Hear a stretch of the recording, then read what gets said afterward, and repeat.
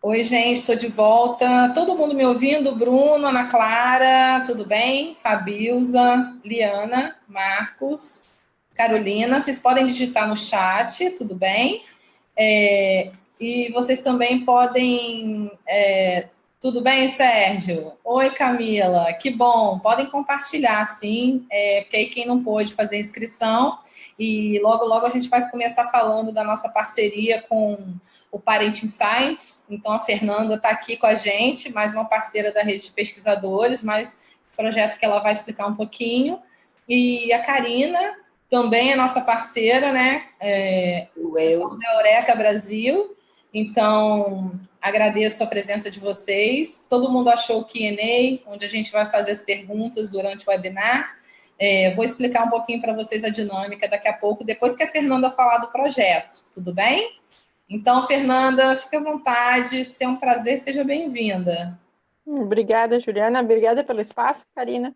Então, só contar rapidinho o que é o Parenting Science. Então, nós somos um grupo de docentes do ensino superior, de universidades de diferentes locais do Brasil. E a gente se organizou porque somos todas mães e um pai. E a gente não ouvia conversa nenhuma, né, nenhuma discussão, nada a respeito o efeito que a maternidade tem na nossa carreira científica. Então a gente começou a conversar entre nós éramos todas já conhecidas, e a gente pensou primeiro numa estratégia bem direta. A gente sentia como principal impacto perder competitividade, então a ideia de criar o Parenting Science foi para criar, através de parcerias privadas, um fundo de financiamento de pesquisa para docentes que estão retornando da licença maternidade, né?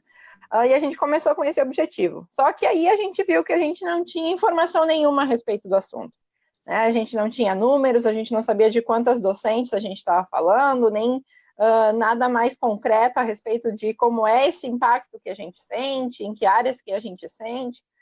E aí, então, o Parenting Science virou também um projeto de pesquisa, né? Vocês podem achar seguir no Facebook, na nossa página tem lá um link de um questionário online, nesse momento só para docentes, tá? Mas no ano que vem a gente vai liberar o link também para que discentes de mestrado, doutorado e pós-docs também participem do nosso projeto. Então a gente busca com esse questionário online tentar traçar um perfil, tá, dessas docentes que são mães, para tentar entender de fato o que é esse impacto. A gente está falando de diminuição da produção, que vai levar uma queda no financiamento, quanto tempo isso dura, tá?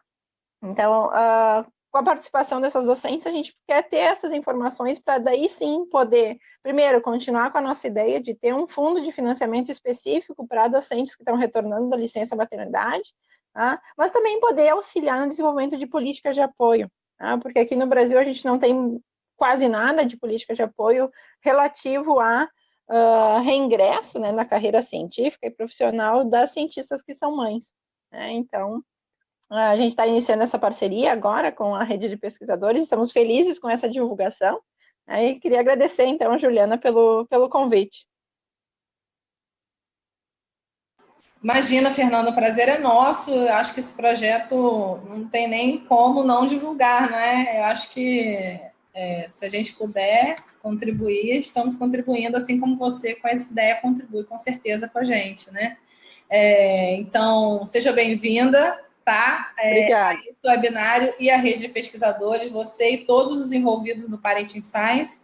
Se você quiser compartilhar com a gente o link para o pessoal responder a pesquisa, a gente pode colocar aqui e compartilhar também com o pessoal do Facebook. Acredito que seria interessante. Você pode colocar? Claro, fantástico. Você pode colocar no chat para a gente o link para a gente divulgar. Tá. Que eu compartilho aqui no Facebook com todos, tá? Karina, você quer que eu te apresente? Você quer se apresentar? Nossa mocinha do Eureka Brasil. Nossa, mocinha, adorei isso. Acho que tanto faz. Eu posso me apresentar, não tem problema. Para você se sentir à vontade, acho que você fica à vontade. Tá bom. Tá? Tá bom. Então eu posso começar quando eu quiser. Eu vou só fazer um esclarecimento para o pessoal que está aqui no Facebook, né, saber. A gente vai fazer assim, a Karina vai falar em 30 minutos, tá? Fernanda, eu vou te colocar aqui como a nossa audiência, tá bem? Claro, claro, tranquilo. Muito obrigada, Guria. Imagina, seja bem-vinda. Então, assim, a ideia é que a cada 10 minutos ela vai abrir um espaço e a gente ela vai responder os questionamentos feitos aqui no Facebook, tá? Então, fiquem à vontade para fazer as perguntas. Algumas perguntas eu vou deixar para o final, eu informo para vocês, tá? E eu acho que a gente vai se divertir. Karina, seja bem-vinda mais uma vez. Sinta-se à vontade. Eu posso te apresentar, se você quiser. Será um prazer.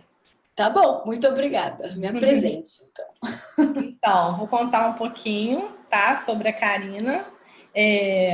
Karina, eu vou tentar encontrar, porque eu tô sem os seus... acho melhor você se apresentar, Karina. A parte, assim, específica, acho que eu apresento, mas talvez seja legal você falar como a gente se conheceu.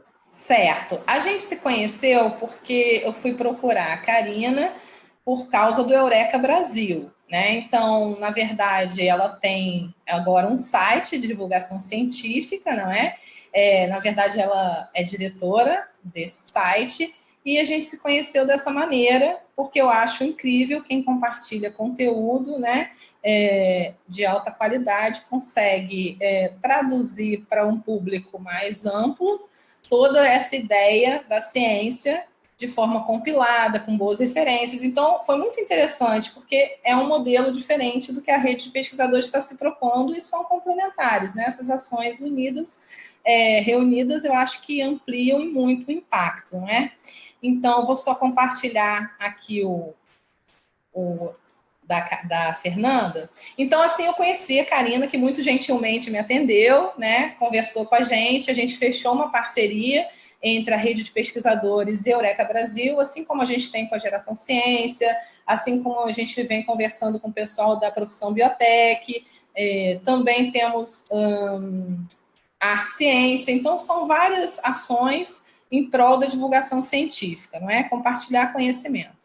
Então, nessa proposta, convidei a Karina para, então, celebrar essa parceria com um webinário na rede sobre o tema de pesquisa dela e, assim, estamos podendo ter essa oportunidade. No momento, ela está no NIH, né, Karina? Então, ela está com um fuso horário um pouquinho diferente da gente.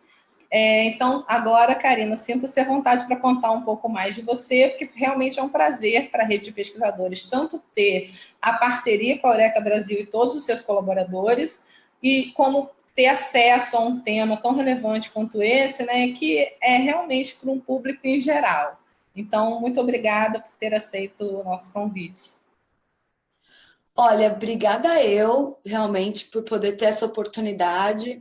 É a segunda vez que eu faço um webinário, mas é a primeira vez que eu posso ver quem está falando, pelo menos um moderador, porque da última vez eu não ouvi nem via nada. Bom, um pouquinho a meu respeito. Eu sou biomédica, eu me formei na Escola Paulista de Medicina, na Universidade Federal de São Paulo. Eu fiz meu mestrado e meu doutorado lá na Unifesp e sempre busquei entender como o álcool afeta o cérebro. Eu acho que o motivo, assim, a grande sacada foi quando eu visitava alguns laboratórios. Durante a faculdade, visitei laboratórios de colegas para ver diferentes técnicas científicas, ver o que eu realmente gostava. E aí eu vi um camundongo bêbado, e aí eu nunca mais consegui deixar de fazer pesquisa com álcool. Eu lembro desse camundongo como se fosse hoje. Então, realmente, foi muito marcante para mim aquela cena. E aí eu fiz um pós-doc na USP, na Universidade de São Paulo, mas eu sempre tive a vontade de retornar aos Estados Unidos, porque parte do meu doutorado foi aqui. E aí eu tive a grande oportunidade de ser aceita para um pós-doc com o professor David Lovinger, que era, ao meu ver, o meu grande sonho, para quem eu gostaria realmente de trabalhar. Ele é uma pessoa fenomenal, eu realmente acho que tenho muita sorte de poder estar no laboratório dele. E aí eu sempre gostei de divulgação científica e acabei criando junto, não sou sozinha, na verdade a idealização do Eureka é minha, do Rafael, E aí a gente começou um trabalho enorme de buscar pessoas para agregar. E hoje a gente tem uma equipe de mais ou menos 10 pessoas, tanto pessoas de diversas áreas que escrevem para o site, mas também tem assessores de SEO, tem assessores jurídicos para ajudar a gente a desenvolver esse projeto da melhor forma possível. E aí eu falo disso um pouquinho mais no final. Mas o que é legal mesmo hoje, é que eu aposto que deve estar rolando uma pequena vontade de, no Brasil já é mais 7 horas, sentar e abrir uma cerveja. Então, talvez seja interessante a gente entender o que 1, 2, 3 cervejas podem fazer com o seu cérebro e o que pode acontecer amanhã, o que pode acontecer depois de usar esse álcool muitas e muitas e muitas vezes. Então, é por isso, esse é o tema, eu vou falar de alguns trabalhos que eu faço, mas eu quero dar uma visão bem mais geral. Então, talvez eu não consiga aprofundar em determinados temas que as pessoas tenham interesse, mas eu aceito, escrevam, se forem dúvidas um pouco mais complexas, por favor, escrevam, me mandem por e-mail, eu acho que vai ser excelente se eu puder, eu vou fazer de tudo para poder responder e cuidar de tentar fazer com que todo mundo entenda um pouco melhor como essa droga, que é o álcool, funciona no nosso cérebro. E vão ter momentos que vão ser um pouco mais complexos e outros menos complexos, porque eu quero atingir todo o espectro de espectador que a gente tem, tanto no Facebook quanto no webinar, na sala de webinar. E por isso, anotem suas dúvidas, me perguntem hoje ou amanhã ou depois, tá tudo valendo, tá bom? Beleza. O que é uma droga? Uma droga, ela pode ser, na verdade, qualquer substância capaz de modificar a função dos organismos vivos, resultando em mudanças fisiológicas ou do comportamento. Então, a Novalgina é uma droga, que na verdade é de pirona sódica. A cafeína no café é uma droga. O açúcar é uma outra droga. Todas essas substâncias alteram o nosso organismo. E não precisa ser só o cérebro, não. Pode ser qualquer parte do nosso organismo. Isso é uma droga.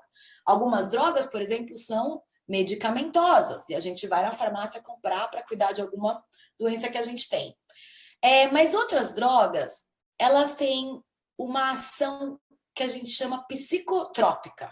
Tropismo é uma ligação, é uma afinidade por determinada região do corpo ou de qualquer região que for. Psico tem a ver com a cabeça. Então, drogas psicotrópicas são aquelas que vão atuar no sistema nervoso central. Nem todas as drogas psicotrópicas causam dependência. O que é interessante pensar é que, dentre mais de milhões de substâncias orgânicas e inorgânicas que existem no planeta, somente algumas podem causar dependência. Se vocês aí de casa começarem a pensar nas drogas de abuso que vocês conhecem, vocês vão ver que não vai passar muito disso aqui, ó. Não vai passar muito de encher uma mão. Talvez, dependendo do quanto você sabe de detalhes de drogas sintéticas, talvez passe. Mas, no geral, aí na tela vocês veem exemplo de metanfetamina, que é esse negocinho branco aqui, essa cristal, né, branco. Para quem assistiu Breaking Bad, tá aí a metanfetamina. Pílulas de emagrecimento são as anfetaminas, a nicotina do cigarro, o álcool, a heroína, que está aqui em marrom, e a pedra de crack, que também pode ser um pó, dependendo do quão puro e aí é o que a gente chama de cocaína. Mas e o álcool? Certo? E o álcool? O álcool é uma droga aceita socialmente. Talvez vocês vão pensar em todas as pessoas que vocês conheçam e vocês vão ver que a maioria das pessoas já usaram álcool alguma vez na vida, certo? Na realidade, o álcool faz parte da sociedade, da vida dos seres humanos há muito e muito tempo. Na minha própria tese de doutorado, a minha primeira referência é a Bíblia. Então, no Gênesis, né, logo no início da Bíblia, para quem conhece, já estudou, tem uma passagem que fala que Noé, que era agricultor, foi o primeiro a plantar uma vinha, bebeu do vinho, embriagou-se e ficou nu dentro da sua tenda. E aí tem todo o desenrolado que cada um dos filhos de Noé fez em relação a isso, mas o meu ponto aqui é que o álcool já fazia parte da sociedade. As pessoas entendiam que o álcool, quando era ingerido, podiam causar embriaguez, podiam causar uma desinibição, no caso Noé ficou nu, e isso acontece ainda hoje em dia. Na Grécia, por exemplo, em simpósios gregos que reuniam pessoas para discutir diversos assuntos, era muito comum ter o que eles chamavam de wine boy. Era como se fosse um garçom que servia vinho para as pessoas do simpósio, ou seja, as pessoas estavam ali discutindo, às vezes, política ou ciência, que era uma coisa muito discutida na sociedade grega, mas elas estavam sob o efeito do álcool. E geralmente, pelo menos dos gregos e na Bíblia, se refere muito mais ao vinho, que é uma bebida fermentada como álcool. E no caso, existem plantas que, quando alguns pedaços dessas plantas caem, elas podem sofrer fermentação e naquele fermentado é produzido álcool. E aí, inclusive, animais, como macacos, gatos, eles comem alguns tipos de animais, não todos, mas eles gostam de comer esse fermentado de algumas plantas, talvez buscando essa embriaguez. Além disso, o vinho também era uma questão social, certo? Na Grécia, existiam bacanais. Nesse caso, é um quadro de Andrea Mantega que mostra o bacanal no tonel de vinho. Existe uma socialização muito forte, obviamente um aumento, um exagero da sexualidade. E isso é visto em vários e vários quadros da Grécia Antiga. Além dos fermentados, também existiam outras pessoas que descreviam a destilação, e a destilação, deixa eu fechar um negócio aqui. A destilação, ela é um processo para fazer alguns outros tipos de álcool que a gente encontra, como a vodka, e destilados que a gente encontra em diversos bares e tipos de bebidas, tipo gin também. Nesse caso, era descrito que o destilado já era usado no século VIII, então também é algo muito antigo. E, além disso, existiam os alquimistas, acreditavam que a destilação liberava a essência, o espírito da substância. E o que é liberado durante a destilação é o álcool. Então, existia essa relação quase que cultural e quase que religiosa de entender o álcool como se fosse algo libertador do espírito. E hoje em dia, né? Por que grande parte das pessoas, massivamente, usam as bebidas alcoólicas? Bom, existem diversos motivos para usar bebidas alcoólicas. Existe somente o prazer da degustação, existem algumas bebidas, algumas não, cada bebida alcoólica tem um sabor diferente, e algumas delas, como o uísque e o vinho, vão ter sabores... Acho que vocês perderam a minha imagem, né? Voltou. Então, o uísque e o vinho têm sabores diferenciados, as pessoas provam porque gostam do sabor, as pessoas bebem álcool para poder se sentir mais libertos e mais alegres, mas por outro lado também bebem para que alivie o estresse ou uma tristeza ou algo que aconteceu. Para socializar, quando você está num bar, talvez seja um pouco mais fácil de socializar e interagir com as outras pessoas quando você está sob o efeito de álcool. Existe um trabalho bem recente, mas eu tenho algumas dúvidas em relação ao trabalho, porque é um N, né? O número de pessoas estudadas não foi muito grande, mas que quando você bebe álcool, a sua pronúncia numa língua estrangeira fica melhor. Então, isso talvez seja uma desinibição do cérebro. Quando você está estressado, você chega em casa e você quer tentar relaxar, então, o alívio do estresse. E para curtir, para festa, as pessoas gostam de usar um pedaço do efeito estimulante do álcool para curtir. Então, o uso do álcool para alguns desses objetivos não é necessariamente perigoso. Existem muitos estudos tentando mostrar que o álcool tem alguns efeitos que podem ser benéficos para a saúde. O alívio do estresse com pequenas doses de álcool talvez seja importante para lidar com os problemas do dia a dia. Mas o grande problema aí é que existe uma linha muito tênue da passagem do uso controlado e moderado do álcool para um uso descontrolado e abusivo, que é independente de ações adversas negativas. Bom, eu achei essa charge, né, essa figura muito interessante. É uma figura de 1846 e está falando sobre o processo de ficar bêbado. Então, se vocês olharem do lado esquerdo aqui para o lado direito, cada passo acima está descrevendo alguns efeitos estimulantes do álcool, né? Um vinho para um amigo, um vinho para expulsar o frio, um vinho a mais, bêbado, e aqui já no topo é a felicidade e o prazer de estar com os outros amigos e bebendo. Só que dependendo da quantidade que você beber, você pode passar aqui para essa outra parte, o passo 6, que é pobreza e doença, mal visto pelos amigos, desespero e crime e até morte e suicídio. E o que é interessante, em 1946, a maioria das pessoas que bebiam muito eram os homens, que as mulheres ainda tinham um sexismo muito ruim sobre as mulheres. Então, você vê aqui embaixo da ponte, né, de se tornar bêbado, uma mulher com uma criança triste, porque a violência doméstica por conta do consumo de álcool já era um grande problema nessa época e continua sendo, a gente tem que trabalhar muito nisso ainda. Legal. E o que é uma dose de álcool?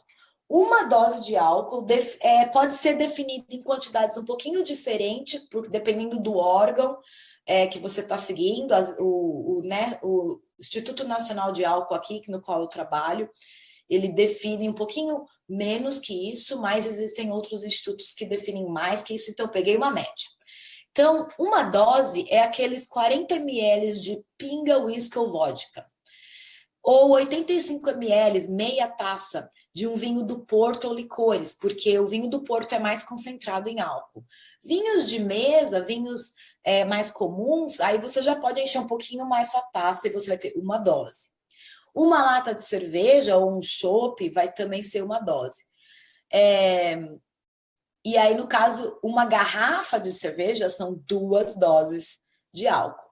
Isso é importante saber, porque quando a gente vai entender os efeitos do álcool no cérebro, os estudos científicos vão falar sobre o modelo e o experimento usando uma dose, 2 doses ou 3 doses de álcool. Então, só para vocês terem uma noção de quantas doses de álcool vocês podem ter bebido nos últimos tempos. Ou hoje, ou ontem, ou durante o feriado aí do Brasil. O meu feriado aqui nos Estados Unidos é amanhã. Mas eu sei que o Brasil teve gente em feriado aí. No mundo, o consumo de álcool é responsável por 3 a 5% das mortes mundiais. E isso inclui não só pessoas que morrem por conta da dependência ou problemas diferentes como problemas de fígado e tudo mais, mas também acidentes de trânsito por conta do grande problema de se beber e dirigir ou outros tipos de mortes relacionadas ao álcool. Só nos Estados Unidos, desculpem, o consumo de álcool custa 250 bilhões de dólares. Então é muito dinheiro, por isso que existe sim uma necessidade enorme de se investir, aí eu faço um apelo político de se investir em ciência, porque o custo geralmente daquela doença ou daquele problema, e eu estou aqui dando exemplos só de álcool, você pode pegar esses exemplos para qualquer doença ou outros problemas de outras áreas das ciências, não só da saúde. O custo de não se ter a ciência para tentar cuidar daquilo é muito maior do que o investimento que você consegue fazer em ciência para tentar melhorar o prognóstico de uma doença, por exemplo. claro que existem outras áreas da ciência que podem usar da mesma relação. Além disso, o consumo de álcool afeta em torno de 16 milhões de pessoas todo ano. Isso é muita gente. Então, é um pouco fácil entender quão importante é estudar o álcool, certo? Bom, esse mapa mostra os países mais bêbados do mundo. E aí vocês podem ver que o Brasil, acho que todo mundo sabe aqui, né? Brasil. O Brasil, ele bebe, aí a gente bebe em torno de 9 litros de cerveja? Não. 9 litros de álcool puro por pessoa por ano. É um dado da Organização Mundial de Saúde de 2014. Olha isso. O Brasil, cada pessoa bebe 9 litros de álcool, 9 litros de álcool puro por ano. Obviamente, você vai parar para pensar e vai saber, pô, mas não é todo mundo que bebe, né? Então, imagina quantas outras pessoas têm que beber para dar uma média de 9 litros. Existem países, geralmente em lugares bem mais frios que o Brasil, como o Canadá, a Rússia e alguns países na Europa, que bebem muito mais que isso. Existe uma cultura de beber na hora do almoço uma cerveja, por exemplo, na Alemanha. E é muito interessante os estudos que saem de lá. Além disso, existem muitos países, como aqui no Oriente Médio, que parecem, né, ter consumo irrisório de álcool. Mas aí a gente tem que sempre lembrar, em ciência tem sempre fatores que afetam os dados. Nesse caso, como será que essa medida de quanto de álcool vem reportado pelos estudos do Oriente Médio é afetado pela religião que proíbe eles de beber? A religião que eles seguem lá proíbe as pessoas de beber. Então, a gente nunca vai saber se a pessoa não fala que bebe porque ela tem medo ou ela segue uma religião, ou se realmente é verdade. Então, esses dados sempre são um pouco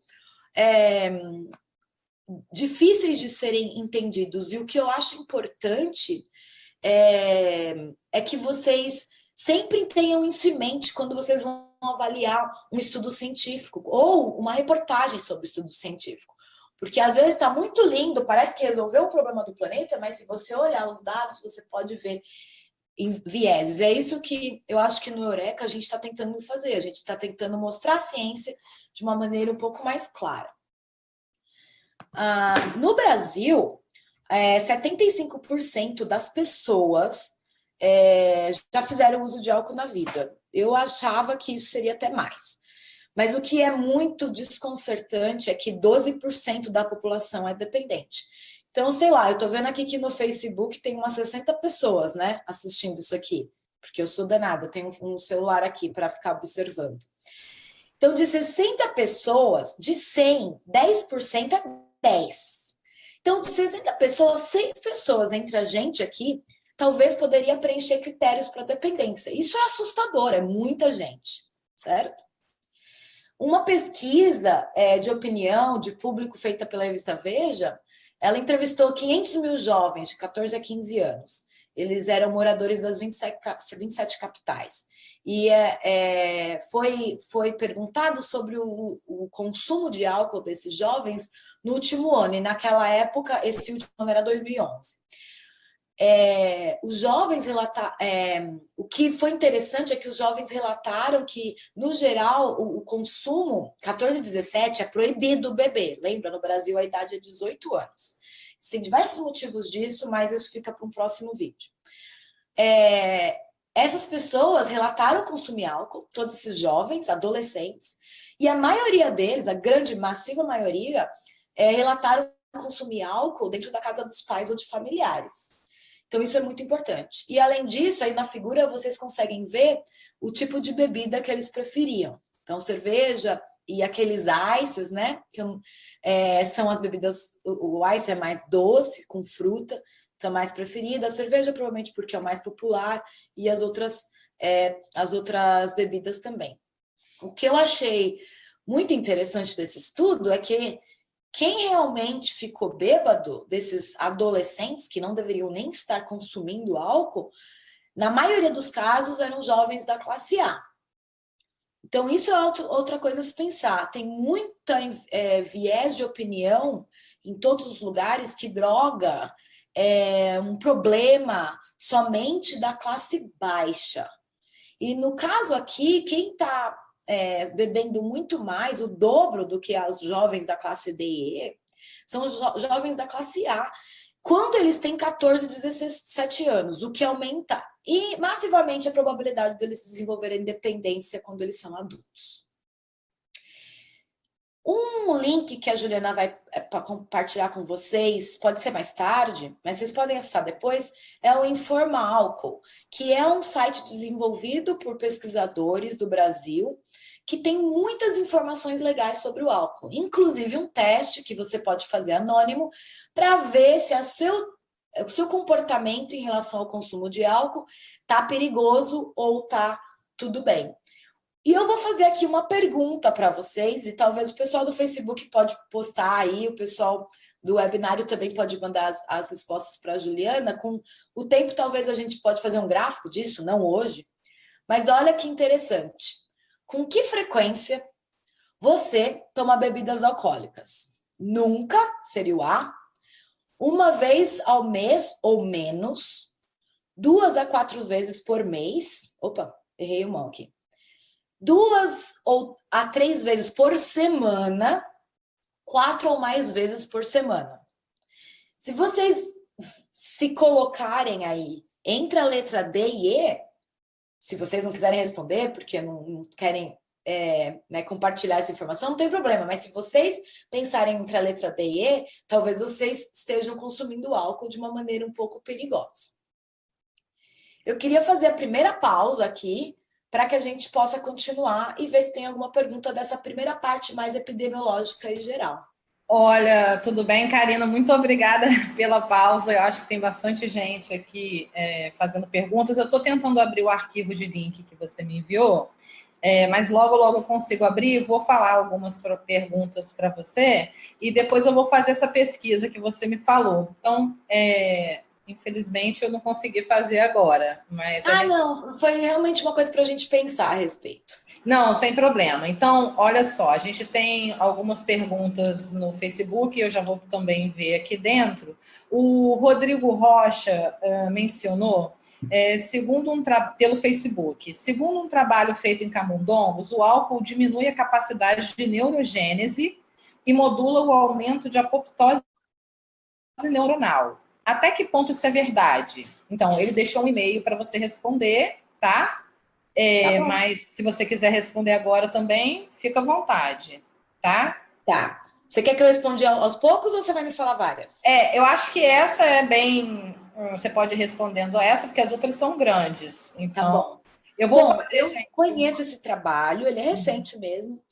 E é assim, a neurogênese em indivíduos adultos é algo que acontece em poucas regiões do cérebro. Ela existe, mas, e para quem não sabe, neurogênese é a formação de novos neurônios.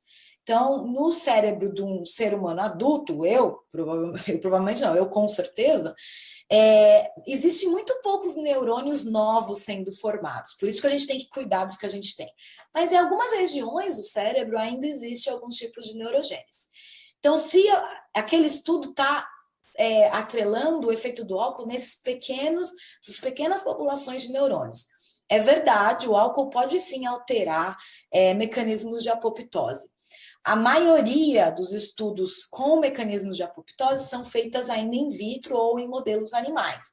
Existe um déficit para se entender como isso acontece no cérebro humano, muito provavelmente porque é bem difícil isso acontecer, e os únicos tecidos e amostras de cérebro humano que a gente tem, geralmente não, sempre, é pós-morte. Então, fica difícil para algumas proteínas você entender como ela está desenvolvendo. Mas é um estudo, e eu sempre falo isso quando eu dou palestra, é que um estudo não faz ciência. Um estudo indica uma direção. O que a gente tem que esperar é que se outros estudos vão mostrar o mesmo efeito para que a gente consiga tirar uma conclusão mais concreta. Mas eu posso dar mais detalhes por e-mail. Obrigada, Karina. Tem mais uma pergunta? Tem várias perguntas, gente. A gente vai tentar responder ao máximo todas elas, tudo bem? Se a gente puder ir devagarinho, tá? São perguntas grandes, então eu vou fazer uma pergunta da Elaine Rodrigues. Você vai explicar mais sobre os impactos neurológicos mais adiante? Ela fez essa pergunta. Ok. Na verdade, foi só uma introdução. Agora a gente vai falar do cérebro. Então, eu vou agora falar então do André Barcelos. Ele faz várias colocações, tá? Também no Facebook. A dependência química, até onde ele entende, é uma necessidade fisiológica, ainda que induzida. Portanto, deve haver uma quantidade mínima e razoável para saciar essa necessidade, certo? Então, ele fez essas primeiras considerações e continua. Você quer comentar alguma coisa desse? A dependência química existiu durante muito tempo uma divisão entre o que se falava dependência psicológica e fisiológica. Hoje em dia não existe mais isso, porque a gente sabe que a dependência é uma doença no cérebro. Ou seja, uma doença física, existem alterações físicas. Então, dependência, ela é por si só a palavra que fecha todas as características necessárias para a síndrome. No caso, existe sim uma busca pela droga, mas é errôneo é errôneo você achar que vai existir um limite de consumo da droga para poder suprimir determinadas alterações que foram acontecendo no cérebro. Por quê? Porque as pessoas, os dependentes, tendem a usar a droga cada vez mais. Isso se deve a um fenômeno chamado de tolerância. Quanto você usa, você tem um efeito, aquele efeito não existe mais lá, então você usa um pouco a mais para ter determinado efeito. Então, eu posso conversar com o André, conheço o André, e pra gente... Não, mas ele continua, porque ele, na verdade, ele fez essa primeira consideração e continua. Entretanto, com o álcool, me parece que a dependência, para ele, né, é muito mais psicológica do que química. Isto é, o indivíduo acaba ingerindo muito mais álcool do que o necessário para saciar-se quimicamente. É como se ele fosse dependente do estado de embriaguez perpétuo. O que você pode dizer sobre isso? Faz sentido fazer essa distinção entre dependência química e psicológica? Não. Em relação à necessidade química, é mensurável? Quero dizer, é possível saber quantos ml de álcool é necessário para satisfazer a dependência química? Então, não é atualmente os cientistas não dividem mais a dependência química da psicológica, como eu falei.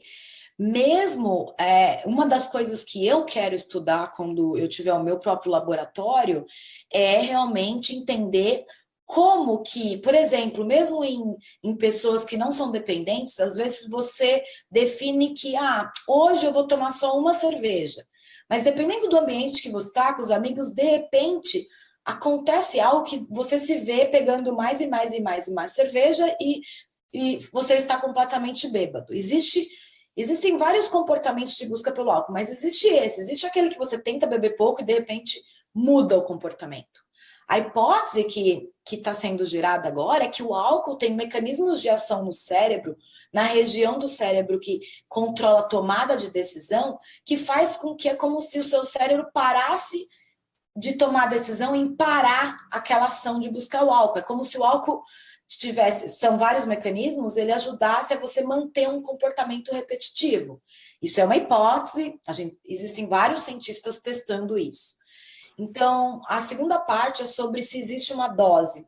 Voltando ao que eu falei, é impossível você realmente existir uma dose, por pelo menos dois motivos. A dependência individual. Existem características individuais que vão ditar a dependência e a quantidade de droga ingerida, álcool ou outras.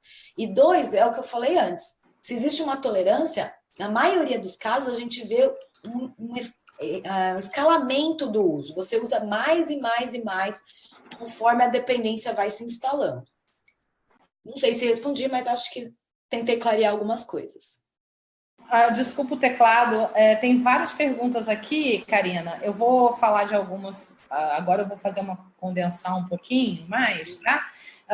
A Isabelle Paravidino está com diversas dúvidas, então eu vou ler todas e você vê como a gente pode ajudar, ok? Contribuir com ela. Por que algumas pessoas reagem de maneira diferente ao álcool? Quais são os problemas de saúde associados ao uso excessivo de álcool? E se na gravidez o uso de álcool é permitido? Vou começar com essa. Eu e todos os Estados Unidos e a grande maioria dos médicos e cientistas no Brasil somos totalmente contra o uso de álcool durante a gravidez. E eu vou me explicar.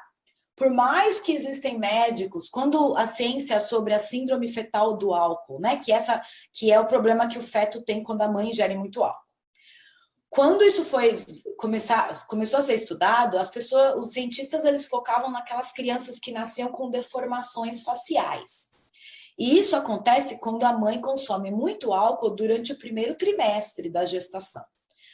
O grande problema, e o que é observado atualmente, é que existem diversas pessoas pelo mundo que, apesar de não ter nenhuma deformação clássica da síndrome fetal pelo álcool, elas têm pequenos déficits cognitivos induzidos, sim, pelo consumo de álcool durante a gravidez. E fora do primeiro trimestre. Mas uma taça no último mês, será que vai fazer mal? A gente não sabe, porque nunca foi estudado todos os dias da gravidez. Mesmo em camundongo, que a gravidez a gestação é só 21 dias, nenhum cientista acompanhou todas as proteínas do feto durante todos os 21 dias. Então, pelo sim, pelo não, considerando que tudo que a gente sabe não é muito legal, é melhor não beber. Então, eu sou totalmente contra beber durante a gravidez. Problemas de saúde associados ao álcool, geralmente tem câncer de esôfago e fígado, com certeza, que pode ser uma cirrose. Esses cânceres são muito associados ao consumo de álcool. A própria dependência de álcool, que é talvez um dos maiores problemas, são as doenças relacionadas ao esôfago e fígado e a dependência são os dois grandes problemas de saúde. E aí, depois a Isabelle pode entrar em contato comigo se ela quiser saber coisas mais específicas. E a diferença de pessoas, o efeito do álcool em diferentes pessoas, tem a ver com o mundo. Eu vou falar sobre variabilidade um pouquinho, mas eu vou dar um exemplo aqui. Tem várias coisas que afetam isso. Um exemplo é a genética. Tem gente que tem genes que vão metabolizar, por exemplo, o álcool mais rápido ou mais devagar. E a gente pode fazer um exemplo muito fácil aqui. Orientais têm uma enzima que metaboliza um metabólito do álcool muito devagar. Então, eles têm aquela reação de ficarem vermelhos quando bebem, eles não conseguem beber muito. Então, genética pode ser um fator que pode explicar as diferenças individuais. Tem outros também. Então, eu vou passar para mais algumas perguntas. A Monique Carvalho de Souza, na verdade, respondeu a sua pergunta e mencionou que foi de 2 a 4 vezes por mês, imagino que ela bebe, né? A gente vai encerrar essa sessão de perguntas com essas que a Karina vai falar agora e a gente deixa um pouco mais para o final, tudo bem?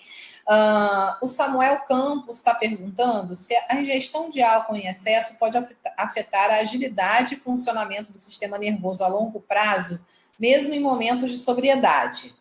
A Cristiane Espíndola pergunta se toda pessoa que utiliza o álcool de forma recreativa torna-se necessariamente um dependente químico.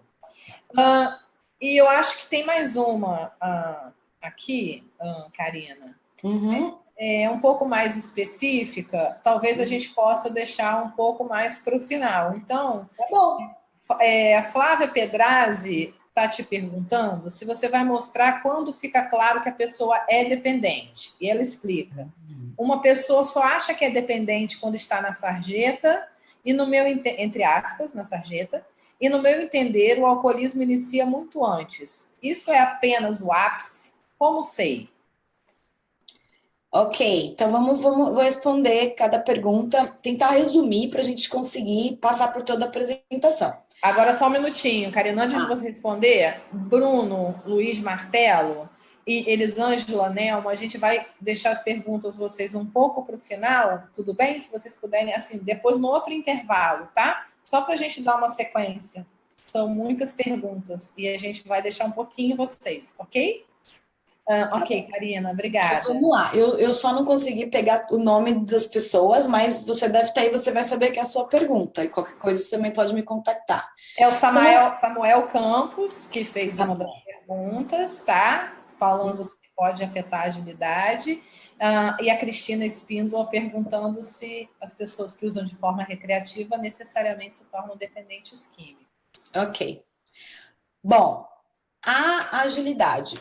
Existem muitos estudos mostrando alterações funcionais de, por exemplo, o uso de álcool na adolescência e problemas cognitivos de memória quando já na fase adulta.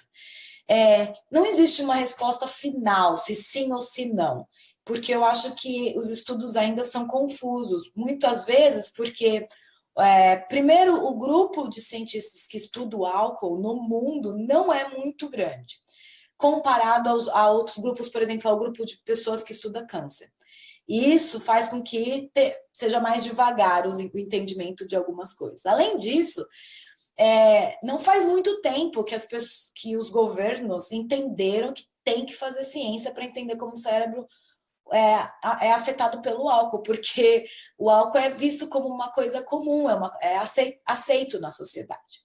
Então, eu diria que sim, baseado em algumas evidências, mas eu também acho que é algo que é fraco. Agora, a pergunta da Cristina, eu tenho uma resposta definitiva. Não é todo mundo que bebe que vai se tornar dependente. Isso, na verdade, acontece para todas as drogas de abuso. Existe uma porcentagem das pessoas que vão ter diversos fatores que vai tornar essa pessoa mais vulnerável ao desenvolvimento da dependência. Mesmo que você tenha consumos elevadíssimos de álcool, às vezes você não necessariamente vai desenvolver a dependência. Sobre a passagem, quando que é o momento que se torna dependente? Não existe isso para nenhuma droga. É um espectro. Então, não existe branco e preto. Imagina uma linha que vai do branco ao preto, passando por todos os famosos tons de cinza.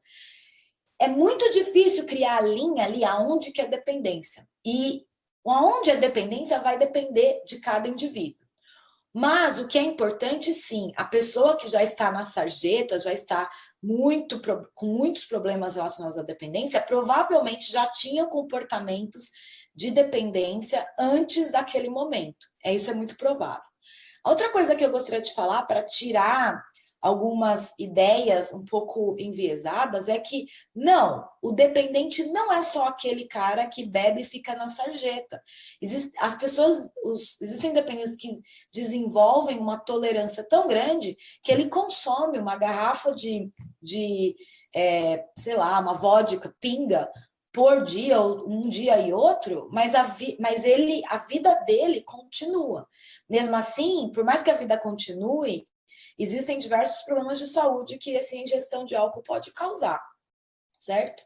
E para quem respondeu quantas bebidas ingere, eu vou falar quantas para vocês se sentirem à vontade. Eu com certeza eu faço consumo de álcool pelo menos 2 vezes por semana. Então, às vezes, sei lá, às vezes eu fico preocupada. Então, não é porque eu estudo álcool que eu não uso álcool. Por isso que, às vezes, entender como funciona e saber que é perigoso não funciona. E aí vocês podem lembrar dos exemplos de nicotina.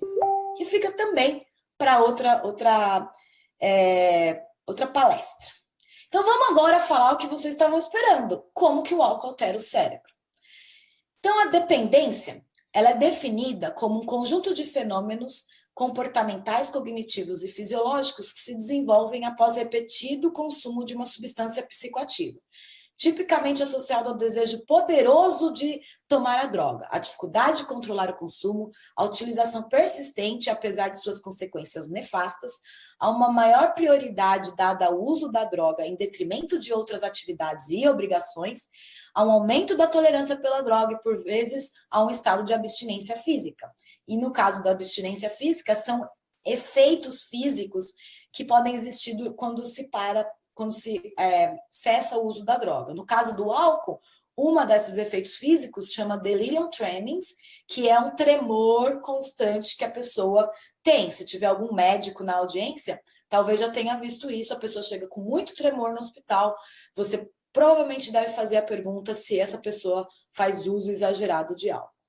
Existem outras definições de dependência, eu vou passar por elas rápidas para a gente chegar num pedaço mais interessante, que é você tem que preencher, e aí vocês talvez queiram preencher, vamos ver quem talvez preenche. Você precisa preencher pelo menos 3 ou mais desses critérios que eu vou falar. Tolerância, que é você precisa usar cada vez mais a droga para sentir os efeitos dela. Abstinência, você não, né, existe alguns efeitos você não gosta de quando você não usa a droga. A substância é frequentemente usada em grandes quantidades ou por um período maior do que o intencionado. Você queria usar um tanto e, na verdade, você usa muito mais. Um desejo persistente, fissura ou esforço sem sucesso de diminuir ou controlar a ingestão de substâncias. Então, você acha que tem que diminuir, mas você não consegue. Grandes períodos de tempos utilizados em atividades necessárias para obter a substância, ou seja, você gasta um monte de tempo para buscar, para achar sua cerveja, ou você só faz isso, só consegue sair e você só pode sair de casa para se divertir bebendo. Mas quantos períodos de tempo para você se recuperar dos efeitos da droga, aquela tal da ressaca que a gente vai falar. Reduzir ou abandonar atividades sociais, recreacionais ou ocupacionais por causa do uso da substância, ou uso continuado da substância, apesar do conhecimento de ter um problema físico ou psicológico. Tudo isso, se você falou assim para 3 ou mais, provavelmente você deveria conversar com um psiquiatra, um psicólogo especializado em dependência. É importante a gente entender o que tem para saber lidar com isso. Bom, a dependência é um processo, como eu falei, eu até deveria ter feito essa seta aqui, ó, o tal dos 50 tons de cinza, vamos dizer assim. Mas ela é um processo, a gente não sabe exatamente onde ela acontece. Mas ela é um processo no qual a droga em si, no caso o álcool, vai tomando uma proporção, uma importância na vida muito grande. E como eu falei, ela é induzida e vários fatores contribuem. A genética, o comportamento, o ambiente, a fisiologia e o desenvolvimento. Todos esses efeitos eu posso dar uma palestra sobre eles. Hoje a gente vai falar dos efeitos farmacológicos do álcool. O álcool é uma molécula muito pequena e quando consumido, por ser uma molécula muito pequena, ela atinge todos os órgãos do organismo. Mas o que eu quero deixar claro, muito claro, é que são os efeitos do álcool no cérebro que induzem alterações persistentes que estão associadas ao abuso de álcool e ao desenvolvimento da dependência. Diversos fatores vão determinar como o álcool vai afetar o cérebro. E a gente tem que ter isso em mente. Quantas doses e quão frequente a pessoa bebe, a idade de início do uso de álcool e quanto tempo a pessoa usa o álcool regularmente. O cérebro de um adolescente é diferente de um cérebro de um indivíduo adulto. Então, o álcool vai ter efeitos diferentes ali. A idade, nível de educação, gênero, genética, histórico familiar, tudo isso influencia como o álcool vai afetar seu cérebro. Mulheres e homens provavelmente vão ter seu cérebro afetado de maneira diferenciada. Se a pessoa tem um risco devido à exposição ao álcool durante a gestação e o estado de saúde geral. Se a pessoa já está debilitada e ela usa o álcool, isso pode ser muito mais prejudicial. Antigamente, eu não sei quem, essa propaganda surgiu aqui nos Estados Unidos, desculpa algumas coisas em inglês, mas eu traduzo para vocês. A propaganda dizia que olha o seu cérebro, era um ovo. E olha as drogas, era uma manteiguinha fritando lá na frigideira. Aí a pessoa quebrava o ovo na frigideira e falava, esse é o seu cérebro em drogas. Alguma pergunta? Isso foi uma propaganda que saiu em 1987, tem propaganda em pôster, tem vídeos, procurem no YouTube, é muito interessante a maneira como foi feita, mas que diz muito pouco, certo? A gente sabe muito sobre o cérebro para simplificar o efeito de uma droga dessa maneira. Não é bem assim. Os seus neurônios não estão sendo fritos quando você toma álcool, mesmo quando você usa cocaína. A gente tem que ser um pouco mais consciente das alterações. O cérebro é afetado pelas drogas. Então, pelo cigarro, pelo álcool, pela obesidade, que pode ser considerada uma dependência de comida, pela cocaína. Então, vejam só vocês que todos esses cérebros aqui embaixo são de pacientes normais. Em todos os casos, existe uma diminuição da atividade dessa região aqui, que chama estriado, em indivíduos que são dependentes dessas drogas ou obesos. E eu quero fazer o ponto, eu quero que todo mundo aqui saia tendo certeza que a dependência de drogas deve ser vista como uma doença cerebral, assim como o coração, o infarto é uma doença do coração. Isso aqui é um coração normal, isso aqui é um coração infartado. Você vê também que diminui a atividade. O que eu quero dizer com isso é que a gente tem que parar com o preconceito achando que a dependência é uma doença de caráter. Não, a dependência é uma doença do cérebro. Então, a gente tem que entender isso e ajudar as pessoas que precisam. Voltando a essa charge que eu mostrei antes, agora eu vou falar de alguns efeitos que podem estar relacionados tanto a esse efeito mais estimulante, alegre, até quando você está lá com seus amigos, e também efeitos que, se forem em excesso, vão chegar a esse pedaço aqui mais depressor e baixo dos efeitos do álcool. Então, talvez o mais conhecido dos efeitos para o álcool e para as outras drogas seja o efeito sobre a dopamina. Mas esse efeito ele acontece após o agudo, é quando você usa a primeira golada de álcool, o álcool vai ativar o seu cérebro de determinadas maneiras, os mecanismos já estão bem estabelecidos, e vai aumentar a dopamina. Nesse gráfico aqui, o animal de experimentação recebeu lá uma dose de álcool, e aí você mediu, os cientistas, né, lá em 88, mediram a dopamina no cérebro e viu que essa dose de álcool aumenta a dopamina de maneira dose dependente. E o que é interessante é que as drogas, a cocaína inclusive, elas aumentam dopamina muito mais que recompensas do dia a dia. Tipo, comida gostosa, ou talvez você ter um prazer no trabalho porque você teve algo que foi legal, ou seu chefe te elogiar, vai liberar dopamina, porque todas essas ações positivas liberam dopamina. As drogas, elas liberam muito, muito, muito mais dopamina. E isso faz com que a pessoa se interesse por esse estímulo. Afinal de contas, se dopamina tem a ver com prazer, estimulação, se você libera muita dopamina, talvez você vai querer buscar aquela droga novamente. Além disso, o álcool vai afetar outros 2 neurotransmissores, chamados glutamato e GABA. O glutamato é o neurotransmissor estimulante do cérebro e o GABA é o neurotransmissor depressor do cérebro. E agora eu vou mostrar para vocês, vamos ver se eu consigo... Acho que eu preciso sair da minha tela. Talvez eu não vou conseguir, mas não tem problema. Eu passei o link para a Juliana e vocês podem clicar nessa figura que é como se fosse um experimento virtual. Fala só para mim, desculpa, Karina, só para mim, esse que está aqui? Eu acabei esse lá embaixo. Tá certo? Learn Genetics, correto? Isso. Eu compartilhei no Facebook também, então quem quiser testar o que a Karina está falando, podem ficar à vontade, tá? Que é o link que está disponível no chat e também no Facebook. Isso. Então, se vocês acharem essa Festa dos Camundongos, tá em inglês, vocês vão ver, se vocês usarem essa mão aqui que está aqui para pegar o camundongo que está bêbado, vocês veem esse camundongo bêbado aí embaixo no meio dos outros camundongos, você coloca ele nessa cadeirinha vermelha e aí essa cadeirinha puxa esse camundongo para dentro de uma máquina maravilhosa e explica. Eu queria tentar abrir aqui, mas eu acho que eu não vou conseguir, eu não quero atrapalhar o tempo.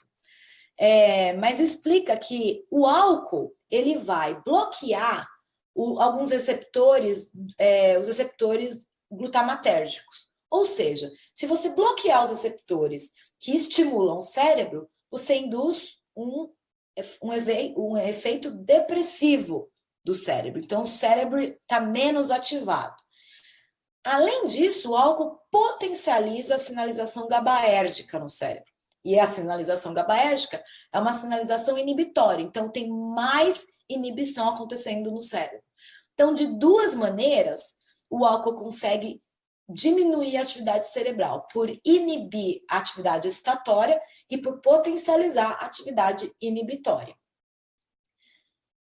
Bom, Mas os efeitos agudos do álcool, quando você toma aqueles primeiros goles, são inúmeros. Na verdade, o álcool vai ativar, vai mudar o sistema dopaminérgico, vai bloquear os receptores glutamatérgicos, no caso aqui está representado o receptor NMDA, vai aumentar e potencializar o sistema GABAérgico, tanto por aumentar a liberação de GABA, mas em algumas regiões por potencializar o receptor GABA-A. Mas, além disso, o álcool vai alterar os receptores serotoninérgicos, nicotinérgicos, inclusive tem a ver com a nicotina, canais de cálcio e canais de potássio. Então, esses canais são expressos em diversas regiões do cérebro. E até então, a gente conseguia saber que o álcool afetava esses canais, mas a gente não conseguia saber em qual parte do cérebro, porque o cérebro não é uma massa única, a gente tem várias subdivisões, e cada subdivisão está relacionada a um comportamento, controle de determinada atividade. E o que existe no cérebro, em cada parte do cérebro, é uma célula, que é chamada neurônio, talvez muitos de vocês sabem, que é formada por esse corpo celular e várias projeções que carregam sinais elétricos de um lugar para o outro para o cérebro. E essas projeções vão carregando sinais elétricos até chegar numa fenda, que é chamada sinapse, que vai transmitir a informação de um neurônio para outro neurônio. E essa sinapse também pode ser afetada pelo álcool. O que eu quero dizer a partir de agora é que o álcool pode afetar como um neurônio está ativado, e o efeito pode ser diferente em cada parte do cérebro, e também essa sinapse, que é a comunicação entre dois neurônios. Bom, eu e um amigo, a gente fez uma revisão que vai sair semana que vem na revista Neuron.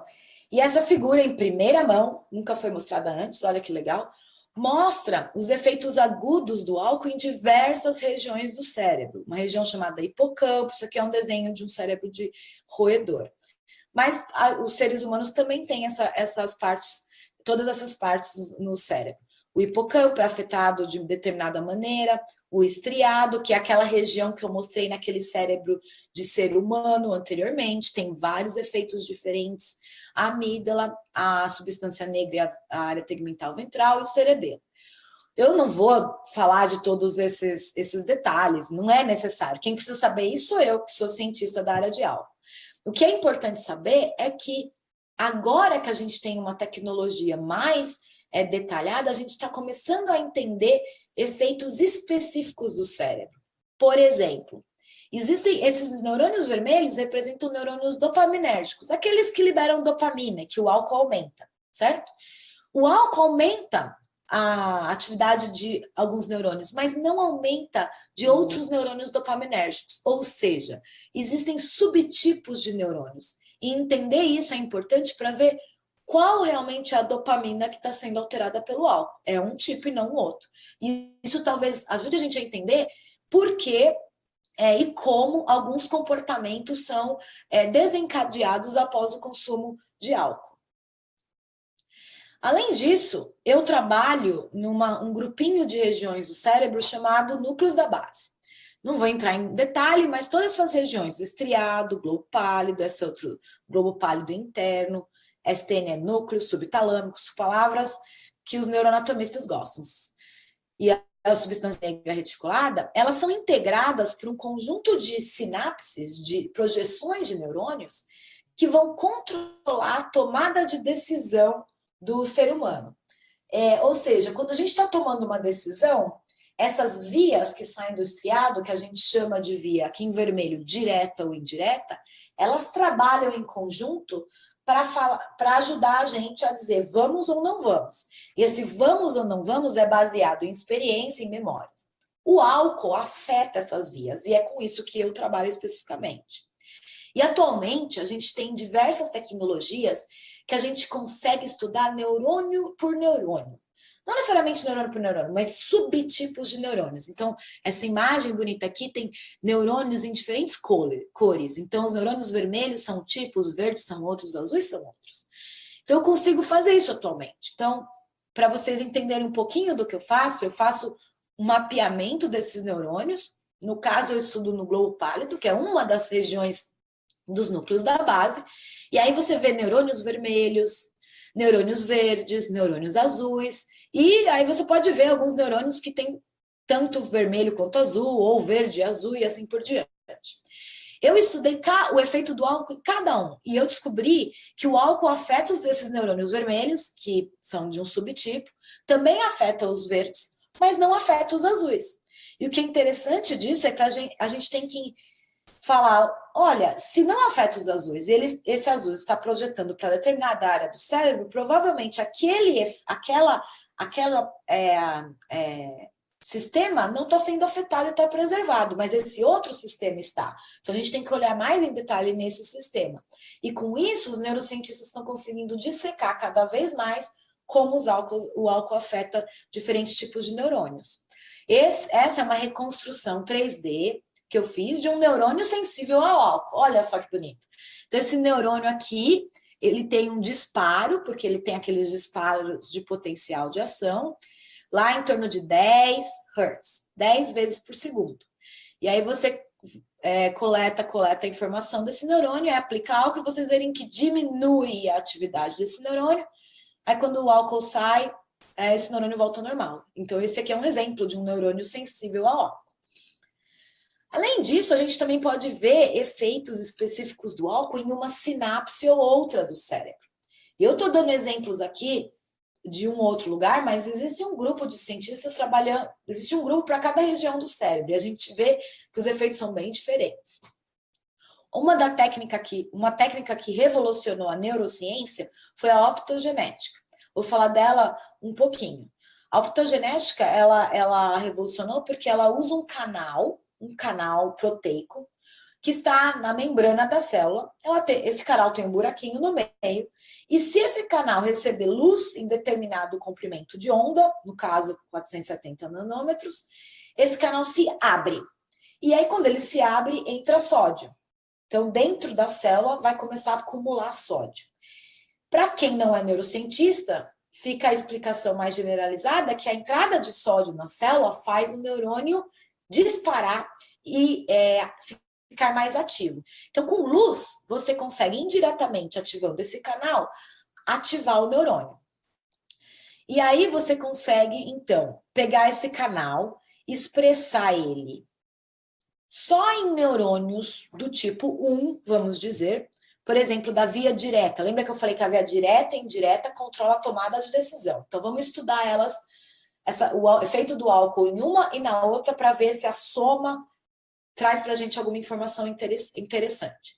Então, você expressa só na via direta ou só na via indireta, usando os sistemas genéticos, e aí você consegue fazer esse canal expressar tanto lá no corpo celular como nas projeções longas que eu mostrei no vídeo.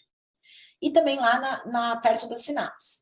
Aí o que você faz? Você registra um neurônio lá naquela região de interesse, faz a iluminação com uma luz azul, no caso, porque ela é 470 nanômetros.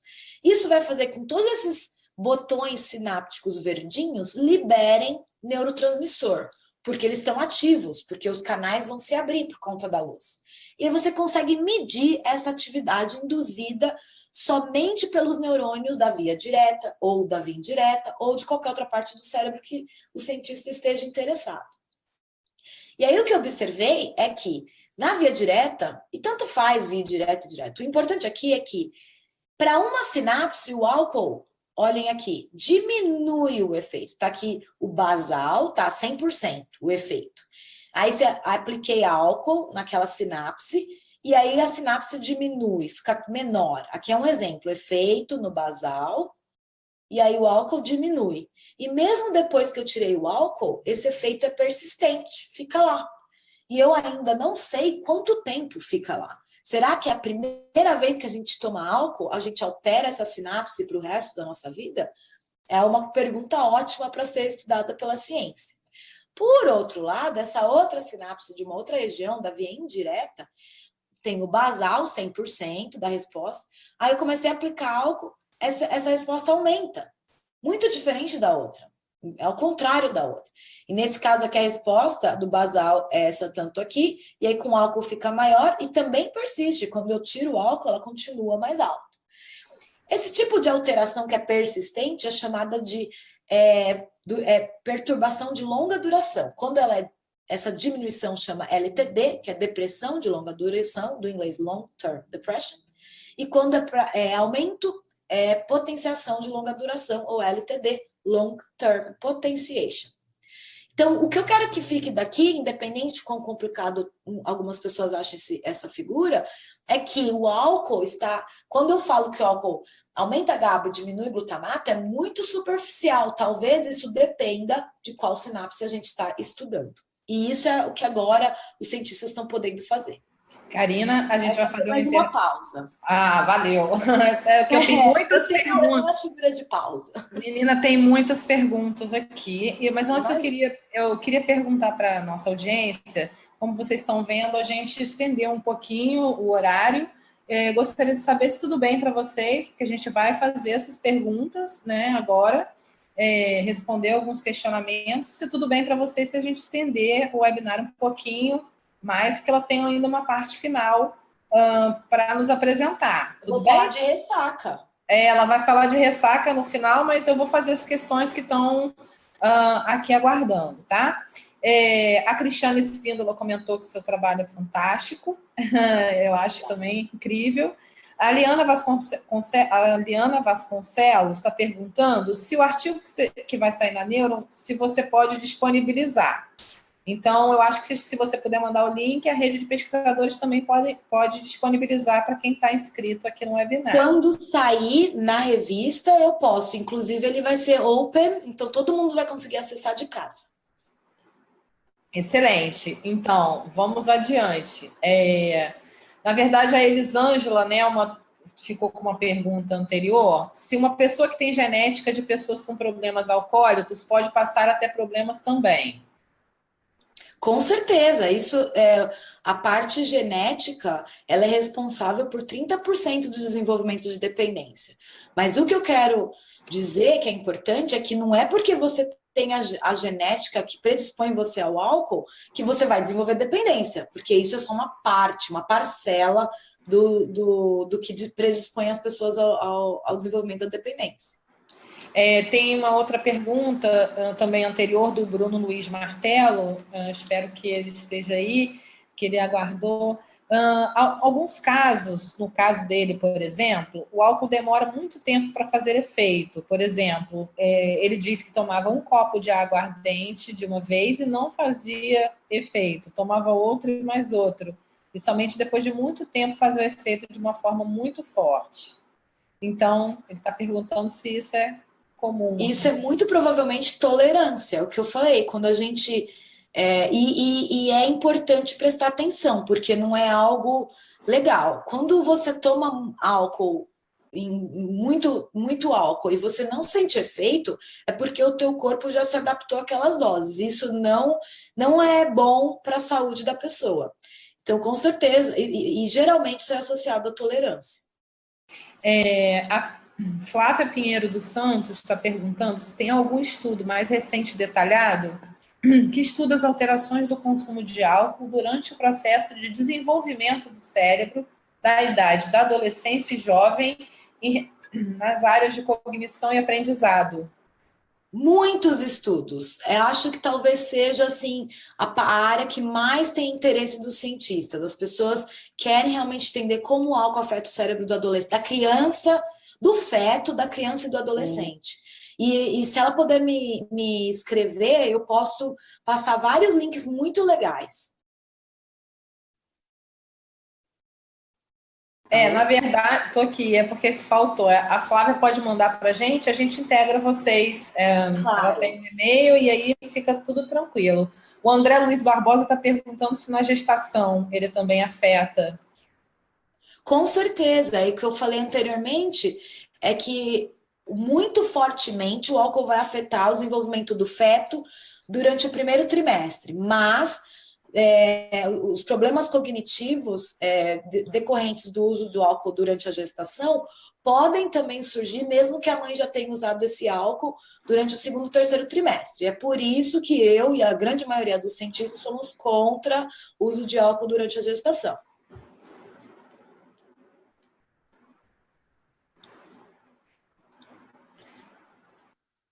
Alô, Karina, tá me ouvindo? É que meu ficou mudo, desculpe. A Isabela Paravidino, Isabelle Paravidino diz que ela já ouviu dizer que o uso moderado de álcool faz bem, como, por exemplo, beber vinho. Mito ou verdade? Existe, sim, alguns estudos mostrando que não é um uso moderado, é uso leve. O uso moderado é um pouco mais, e se depois vocês quiserem, eu passo para a Juliana, ela posta na rede, o que é definido como uso leve, moderado e exagerado. Que pode sim melhorar, mas depende muito do teor de outras substâncias nos vinhos que não só o álcool. Agora, existe um viés nas pesquisas feitas com isso, porque no geral eles estão estudando pessoas na Itália e na Grécia, onde talvez tenham os melhores vinhos. Além dos vinhos, essas pessoas têm um tipo de alimentação que é chamada alimentação mediterrânea, que é muito saudável. Então, ainda existe uma dúvida se é o beber diário que ajuda a saúde deles ou se é todas as outras características da vida deles que ajudam. Então, é um pouco controverso se o álcool realmente ajuda com beber leve. Agradeço, acho que respondeu essa. Ela disse que sim, ela agradece. Que legal. Bom, Isabelle. Maria Carolina de Moraes Pereira, ela menciona, em relação ao tratamento de pessoas dependentes do álcool, os medicamentos comercializados e amplamente divulgados na mídia, como Inibimax, entre outros, por exemplo, apresentam resultados satisfatórios? Qual é o exemplo que ela deu? Inibimax. Eu não sei a composição química do Inibimax, mas atualmente os medicamentos que existiu, eu não sei ainda se é comercializado no Brasil, é o Disulfiram, que é um medicamento que faz a pessoa, quando ela ingere álcool, se sentir muito mal, inclusive vomitar e passar mal, mas esse medicamento caiu em desuso, porque no geral o paciente mesmo é tão ruim a sensação que ele sente que ele para de tomar. Outros 2 medicamentos que têm efeitos no sistema opioidérgico do cérebro são o naloxone e mais atualmente mais usado o naltrexone. São medicamentos que os médicos, né, os psiquiatras e os neurologistas podem usar. Porém, os estudos mostram que eles vão ser efetivos em talvez 30% dos casos. Então, ainda existe uma busca de novos medicamentos.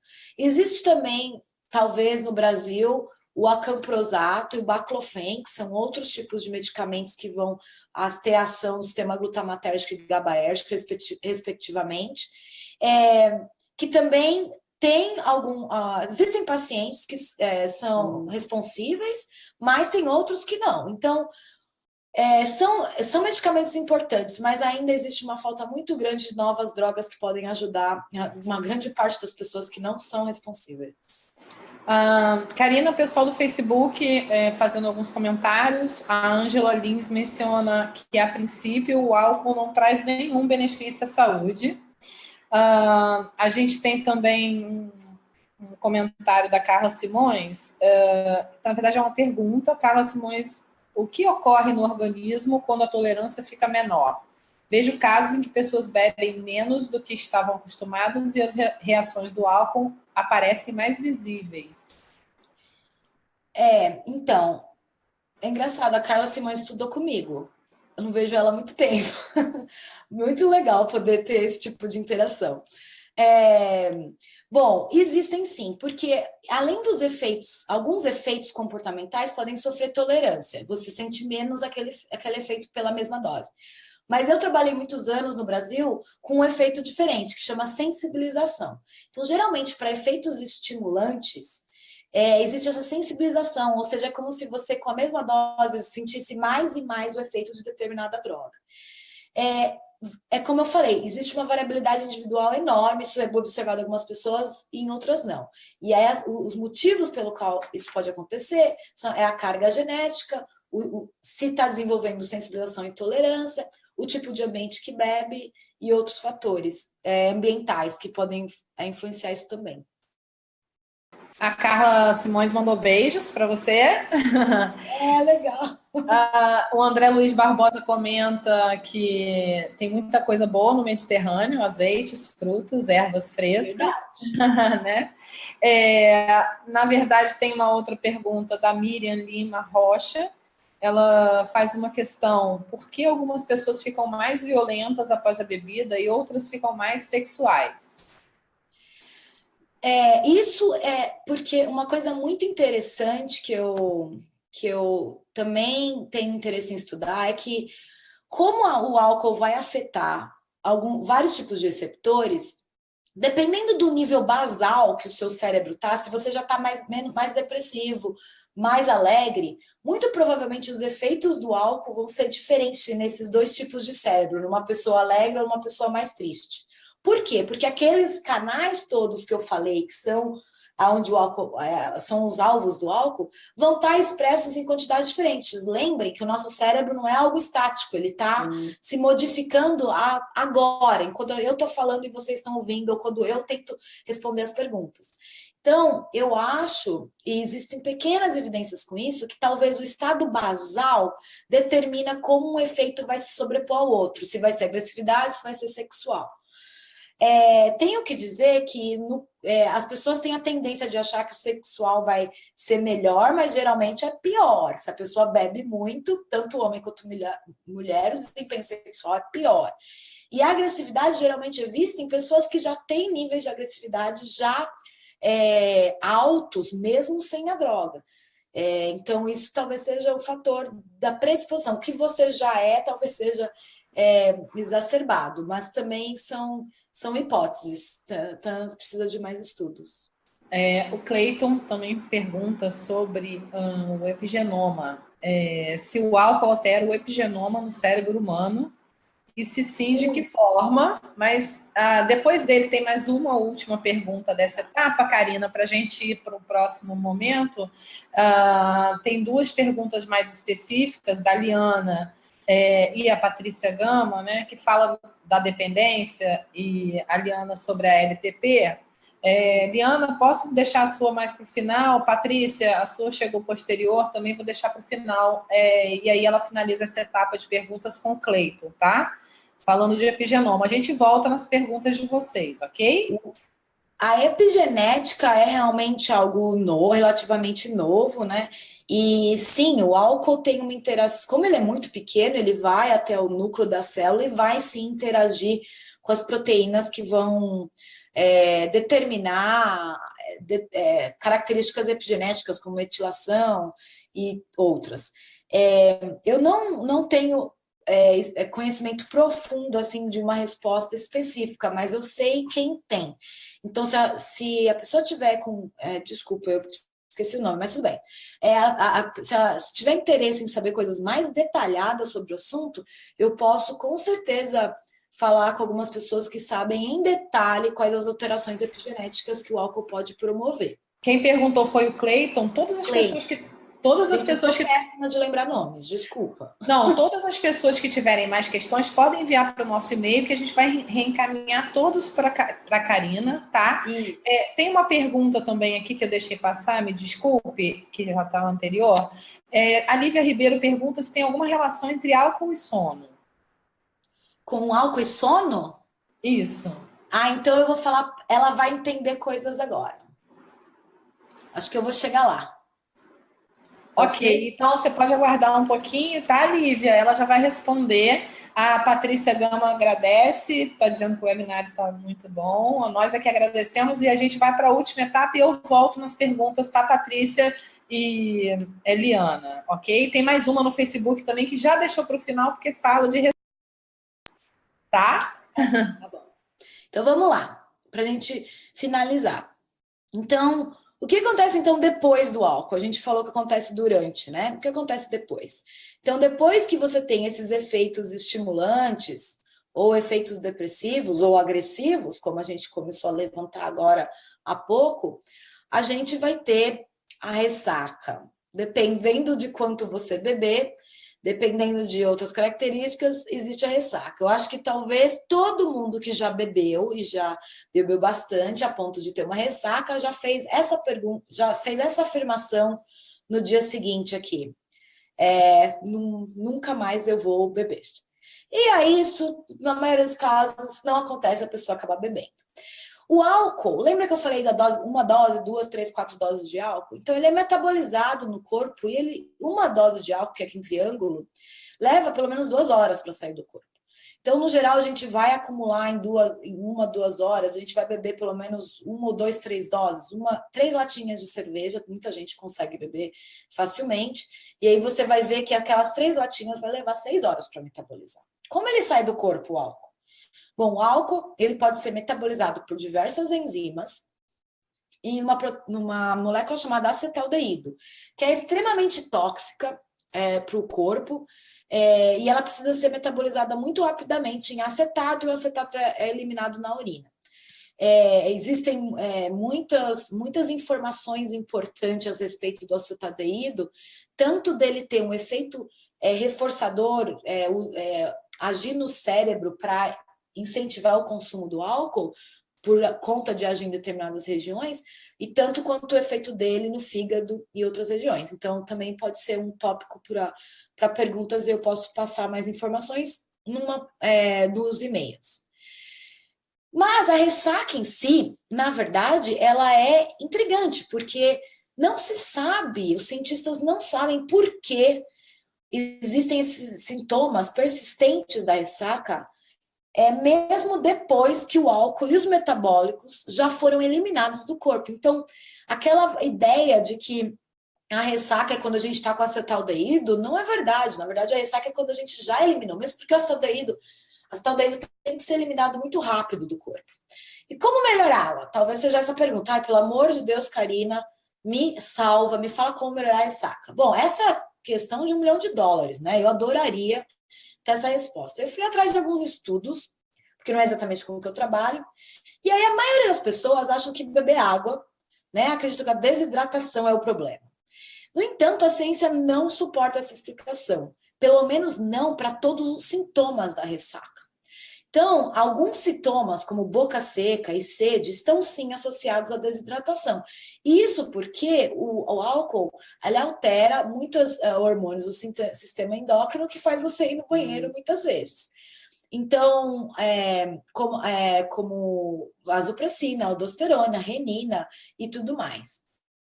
Além disso, indo na pergunta sobre o sono, o álcool vai sim alterar o sono. Inclusive, existe uma linha de pesquisadores que acreditam que o déficit de sono em pacientes dependentes é responsável por maior parte da recaída. Então, o paciente é dependente, está por um tratamento, está abstinente, e ele tem uma recaída. E geralmente é porque ele tem um déficit de sono muito persistente durante a abstinência que deve ser tratado.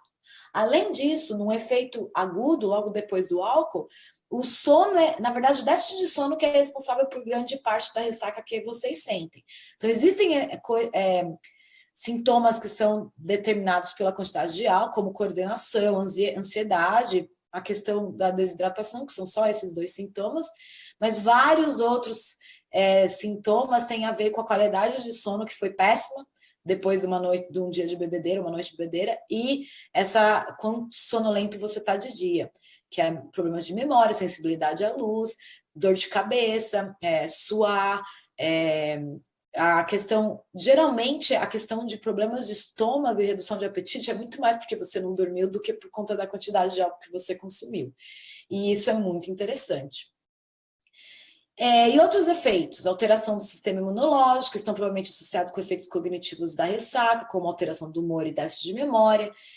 A alteração desse sistema imunológico, como a alteração da IL-1 beta e da IL-6, estão associadas a náuseas sentidas durante a ressaca. Então, não é a desidratação que te traz náusea, é a alteração do sistema imunológico. E aí, qual é a notícia boa em relação a isso? Bom, eu vi uma revisão sistemática bem atual de 2017, mostrando, eles testaram algumas das... eles não, mas eles estudaram outros estudos, é uma revisão sistemática, e viram que tem mais do que 4, tem outros, mostrando que algum desses compostos, essa planta, gengibre vermelho, esses outros 2 fórmulas que tem aqui nos Estados Unidos, realmente ajuda a melhorar sintomas da ressaca. E qual é a má notícia? Não existe nenhuma substância, mesmo que seja com antioxidante, que vai curar todos os sintomas da ressaca. E aqui fica uma pulga atrás da orelha para todo mundo, que é cientista, e para os que não são, aprenderem como o cientista fica com pulga atrás da orelha. Grande maioria dos estudos que tentam curar a ressaca são financiados pela indústria que faz álcool. Esquisito, né? Então, isso é uma coisa que a gente tem que estar de olho. E quão não enviesado esses estudos podem ser. Tá bom, eu ia fazer uma pausa aqui, mas eu acho que a gente vai seguir para acabar, falta muito pouco. Então, em relação aos efeitos crônicos do álcool, também eles existem em inúmeros. Então, após o consumo crônico de álcool, existem diversas alterações que já são mais complexas que aquele efeito agudo em diversas regiões do cérebro. E aqui está a região do córtex frontal, a região do estriado e outras regiões do cérebro.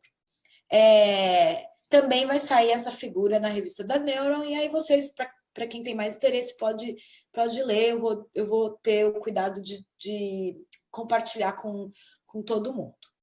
Bom, durante o meu doutorado, eu estudei efeitos crônicos. É engraçado que eu vim do efeito crônico para o agudo, agora eu estudo agudo. Mas o que eu vi foi que quando você dá álcool para camundongos durante bastante tempo, existe um déficit de plasticidade sináptica. Plasticidade sináptica são aquelas alterações duradouras das sinapses, chamadas de depressão de longa duração, potenciação de longa duração, que acontecem em diferentes regiões do cérebro. E o mais legal é que existem muitas teorias que defendem realmente a ideia de que o desenvolvimento da dependência pode estar associado a um déficit de plasticidade do cérebro. E hoje em dia, talvez essa seja a linha que mais é promissora em desenvolver alguns medicamentos para os dependentes. Sobre a parte científica, eu queria finalizar com uma frase do Aldous Huxley, que escreveu O Admirável Mundo Novo, e para todo mundo que se interessa sobre o mundo das drogas de abuso, não só do álcool, vale a pena ler. Parece improvável que a humanidade em geral seja algum dia capaz de dispensar os paraísos artificiais, umas férias químicas de si mesmo. A tentação de transcender a si mesmo é e sempre foi um dos principais apetites da alma. O que eu quero dizer com isso se você não quer usar o álcool, é bom para você. Mas também não julgue quem o usa, porque existe, apesar de não existir, a grande maioria das pessoas grande maioria não, algumas pessoas poder desenvolver problemas relacionados ao álcool, tem muitas, e sim, a grande maioria, que usam drogas de abuso sem desenvolver problemas. A gente tem que entender isso. A menor parcela da população que usa drogas vai desenvolver dependência. A grande maioria vai conseguir controlar isso, e parece que isso talvez seja parte cultural da vida das pessoas. Para finalizar, eu queria só fazer a minha propaganda sobre a Eureka. Inclusive, vocês vão encontrar textos sobre dependência, neurociência e outros tópicos de tecnologia e sociedade. Eu tenho uma felicidade enorme de estar fazendo parte desse projeto. Eu gostaria muito que, se vocês pudessem acessar e ajudar a gente a divulgar. E também, quem tiver interesse em participar do projeto, me escreva, que isso também é importante. Mas eu não estou sozinha nessa, são vários colunistas, toda essa galera aí escreve para o Eureka. Além disso, a gente tem o Victor, que é assessor jurídico, a gente tem o Rafael e o Rodrigo, que é assessor de mídia social e desenvolvimento de textos em SEO. Então, tem muitas pessoas trabalhando. Eu sou só a primeira. Eu espero que logo, logo que vocês vão ver outros desses profissionais dando webinários aqui a respeito das temáticas de trabalho deles. Se vocês tiverem interesse e quiserem conversar com eles, eles estão muito bem disponíveis. Eu sei que alguns deles estão assistindo, então eu espero que vocês se sintam orgulhosos. E além disso, eu também tenho um blog meu, que eu falo muito mais de neurociência e mais particularmente da vida acadêmica e do dependência. Então, vocês podem acessar também o Tintim Online, que acho que foi uma iniciativa, na verdade, importante na minha vida, porque ele me levou à Eureka, o Tintim me levou à Eureka.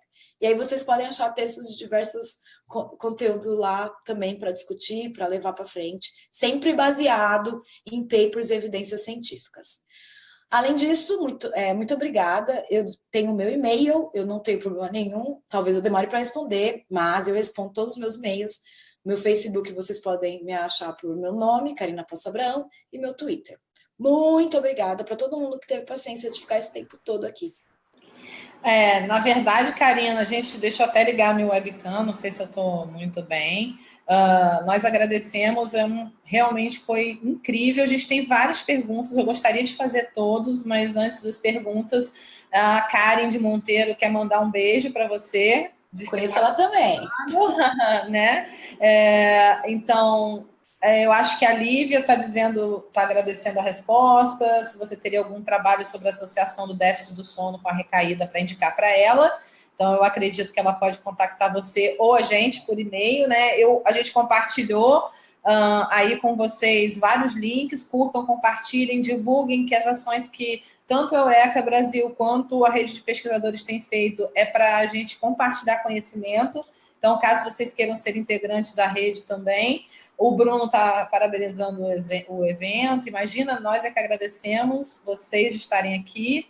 A Cristiane Espíndola está dizendo que está encantada com o webinar, que todos de parabéns, nós realmente agradecemos muito. A Monique também está dizendo que adorou, quer participar de outros, vamos junto. Vamos para as perguntas. O Kevin Zapelão pergunta pelo Facebook, Karina, por que algumas pessoas, após o uso demasiado de bebida alcoólica, sofrem apagão de memória e fazem coisas que não pareciam ser normais para aquela pessoa? E ele também fez uma outra pergunta, por que as pessoas se tornam dependentes do álcool? Tem mais perguntas, tá? Vamos ver o Kevin primeiro. A Natália está parabenizando você pelo trabalho, são muitos parabéns, Isabelle também. A gente agradece demais, gente. O apagão da memória é realmente associado ao consumo exagerado e muito em períodos curtos de tempo. E aí você tem um déficit muito grande, muito forte da atividade cerebral. Isso faz com que várias regiões do córtex cerebral sejam deprimidos e aí você não consegue processar. Não é que você não lembra, mas aconteceu. Aquela história de que se eu não lembro, eu não fiz, não é bem verdade. Então, aconteceu porque você vivenciou aquilo, mas não foi armazenado como memória. Existem muitas pessoas até tentando estudar os mecanismos detalhados moleculares disso. Por que uma pessoa se torna dependente de álcool? Poxa, isso é também a pergunta de $1 milhão. É o que o instituto que eu trabalho gostaria de saber. Todas esses efeitos em neurônios diferentes, em sinapses diferentes que a gente vem estudando, ou no epigenética, no DNA, como foi comentado, é o grupo de informações que talvez seja criada e construída para a gente entender ficar cada vez mais próximo daquela linha de ser ou não dependente naquela faixa de branco até preto, passando por todos os tons de cinza. Cada vez que a gente estudar mais, entender melhor, a gente vai conseguir entender aquela faixa de maneira melhor. Mas a resposta correta para essa pergunta, eu não sei. Então, vamos para uma próxima. A Liana Vasconcelos fala que o álcool agride a mucosa gástrica e acredita ser a causa da dor epigástrica na ressaca. É muito possível de acontecer, sim, mas isso sempre depende, isso vai depender da quantidade de álcool ingerido, da concentração desse álcool e também da velha história de você estar com o estômago vazio ou cheio. Aquela velha ideia da vovó de que come um prato de macarrão antes de tomar uma cerveja no bar, é verdade. porque você diminui os danos gástricos, as mucosas, e também diminui a absorção de álcool. Vou para uma próxima, então, aqui, Karina. Muita gente achando interessante, que estão agradecendo. A Maria Carolina de Moraes Pereira, o Cleiton Figueiredo, todos parabenizando, dizendo novamente o trabalho, tá? Nós agradecemos. Temos pais de colaboradores da rede online também. Muito obrigada. A Camila Santos da Silva está dizendo que o padrasto dela bebe e chega um momento em que ele entra em sono profundo, que não adianta fazer nada, que ele não acorda. Isso seria algo dele ou tem a ver com algo e fisiologicamente porque acontece? Acho que você falou um pouquinho disso, mas talvez tenha surgido alguma dúvida. Bom, podem ter outros fatores fora o álcool, mas isso é um efeito depressor profundo do álcool. E se isso acontece constantemente, é importante procurar um médico para saber se isso é natural dele ou se tem a ver com o consumo mais pesado do álcool. Na verdade, a gente tem algumas perguntas sobre dependência ainda, né? A Patrícia Gama, quando é possível determinar a dependência? Sabemos que a tendência é cada vez mais aumentar a dose de álcool na busca por uma determinada sensação. Quando uma pessoa começa a beber adolescente, chega na terceira idade ainda ingerindo álcool, uma quantidade alta, essa condição que é imposta ao organismo pode afetar de que maneira na qualidade de vida e no organismo de uma pessoa idosa que ingere muito álcool? Bom, a quantidade e o tempo de ingestão de álcool é somente um dos fatores que determina critérios para a dependência. Existem outros fatores. Como eu disse, vai ter gente que vai beber a vida inteira e talvez nunca vai desenvolver todos os fatores necessários para ser caracterizado como um dependente de álcool. Então, mas, como eu falei anteriormente, o consumo de álcool durante a adolescência aumenta em muito a predisposição para o desenvolvimento da dependência. Por isso, inclusive, que o álcool é proibido para menores de 18 anos no Brasil, menores de 21 aqui nos Estados Unidos, porque o cérebro deles é diferente. Em relação a idoso, existe atualmente um aumento muito grande de consumo de álcool na população idosa. E dificilmente, quem começar na vida idosa já, dificilmente vai desenvolver dependência por conta do tempo. Porém, por conta da saúde já ser debilitada por conta da idade, o álcool pode ter um impacto profundo na saúde dessa pessoa. Em outros casos, como no fígado, ou problemas estomacais e tudo mais. Então, existe um balanço, um jogo entre quão saudável a pessoa está e quanto de álcool ela bebe. E, de novo, como eu falei, não existe uma linha única de passagem de não dependente para dependente. Isso é um espectro, existem pessoas com mais problemas, com menos problemas. Define-se a dependência por aqueles critérios que eu falei do DSM-5, na verdade, agora já está no 5, ou do CID-10, que é o Catálogo Internacional de Doenças, mas você pode preencher todos aqueles critérios e aí você é considerado dependente, mas o tratamento vai depender de várias características da sua vida social, comportamental. Karina, vou fazer a pergunta da Liana, do Murilo, e uma pergunta do Facebook da Flávia Pedrazzi, que deixou para o final, e aí a gente vai encerrar com essas 3 questões, muitas pessoas parabenizando o seu trabalho, e nós, mais uma vez, agradecemos, né? Então, a Liana perguntou se a LTP, Long Term Potentiation, especialmente no hipocampo, tem sido postulado como importante para aquisição de memória. Me corrija aí o nome, porque essa hora eu já me perdi no inglês. Karina, você pode explicar a LTP e os seus estudos com álcool e neurônios? Se ela entendeu direito, a LTP como a LTD podem ocorrer numa mesma região, dependendo do tipo de neurônio estimulado pelo álcool. Ela entendeu isso. Essa é a pergunta mais específica. Deixa eu responder ela, talvez. Tá, você quer responder ela primeiro, depois eu faço as outras, né? Ela já está aguardando há bastante tempo. Isso. Bom, Quando eu mostrei os dados de LTP e LTD induzidos pelo álcool, aqueles dados são de regiões diferentes. A indução de LTD pelo álcool é na substância negra e a indução de LTP pelo álcool é no globo pálido. Por outro lado, existem muitos estudos que mostram que vários tipos de LTP e LTD, dependentes de diferentes tipos de receptores, como NMDA, glutamatérgico ou canabinoide, são alterados. Então, enquanto num cérebro normal, sem a utilização de álcool, você tem um tipo de LTD, depois que você usa álcool, talvez esse LTD ou LTP seja diminuído ou aumentado. Em relação ao hipocampo, na verdade, os primeiros estudos que viram que existe um déficit de plasticidade de LTP, no caso, potenciação, foi no hipocampo. E isso é bem estabelecido. E sim, a LTP no hipocampo talvez seja a base sináptica, a base celular, neuronal da formação de memórias. Mas não só, porque a memória não não é o hipocampo o único coordenador da formação de memórias no cérebro. Também, como eu falei, dá para dar uma palestra desse outro tópico, mas com certeza eu posso compartilhar os trabalhos que eu já tenho em relação a isso. A Natália Silva no Facebook pergunta a mesma coisa, então acho que você vai fazer uma pastinha, a gente encaminha para as pessoas, todos os seus, eu acho que pode interessar, acho a todos, né? A gente pode compartilhar com quem estava aqui na sala. E Natália Silva, você que está aí no Facebook, manda um e-mail para a gente no inbox que a gente te inclui nessa lista, tá? A Flávia Pinheiro dos Santos diz que aceita, então a pastinha eu acho que pode contribuir.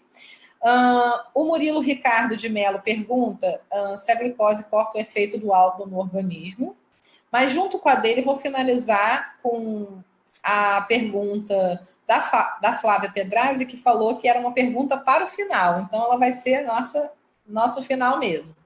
Ela diz que não bebe álcool por opção faz 20 anos, e ela acaba sendo a estranha no ninho, entre aspas, na sociedade. Ela escuta o tempo todo, eu bebo porque no dia seguinte fico bem, não tenho ressaca, então ela pergunta se procede, né? Se realmente as pessoas ficam bem no dia seguinte. Ela vê gente bebendo muito e diz que no dia seguinte é como se não tivessem bebido, e aí bebe porque faz bem. Então, se bebe não faz mal, né? Não dá ressaca, faz bem. Então, vamos beber, né? E aí o Murilo pergunta se a glicose corta o efeito. Então, vamos começar pela fácil. Não, glicose não corta o efeito. De jeito nenhum. Glicose, se você tiver lá caído e você levado para o hospital para dar uma glicose na sua veia, inclusive foi minha ex-orientadora, Maria Lúcia Formigoni, que mostrou isso na época da pós-graduação dela, pode ser até perigoso, porque no caso o médico não vai fazer um exame, por exemplo, de diabetes, e se esse indivíduo tiver algum tipo de diabetes, vai morrer. Então, dar glicose na veia ajuda a retornar, mas até aí você podia comer um chocolate também. Mas não vai cortar o efeito do álcool. O álcool ainda vai estar fazendo todos os efeitos que eu falei durante a palestra. Flávia, eu acho que talvez seja a melhor pergunta de todos. Se você, não a melhor, mas talvez uma boa pergunta, porque para mim, drogas de abuso, tanto o dependente quanto quem não usa, acabam levando estigmas, ou seja, preconceitos. Então, o dependente é o preconceito de usa porque é mal de caráter ou qualquer outra coisa assim. E quem não bebe, como você, é levado assim, não bebe porque é tão gostoso e tudo mais. Ou em outras drogas também. Então, eu acho assim, primeiro de tudo, quanto mais informação a gente levar, e acho que é isso que esse tipo de webinário, palestras, textos de qualidade na internet podem ajudar a fazer com que as pessoas diminuam o preconceito em relação à dependência química. Tem muita gente que não tem ressaca e geralmente dependendo da quantidade de que bebe. Eu atualmente consigo me controlar, eu sei beber, então eu consigo tomar água, me alimentar, ou seja, isso tudo diminui a absorção de álcool e faz com que a ressaca não seja forte ou nem exista no dia seguinte. Então, não é porque uma pessoa não tem ressaca no dia seguinte que ela também não está sofrendo os efeitos do álcool. Mas eu entendo que a pessoa pode usar isso como argumentação, que legal, nem passo mal, tudo bem. Mas se você não bebe, e você não gosta, não tem por que você começar a beber, certo?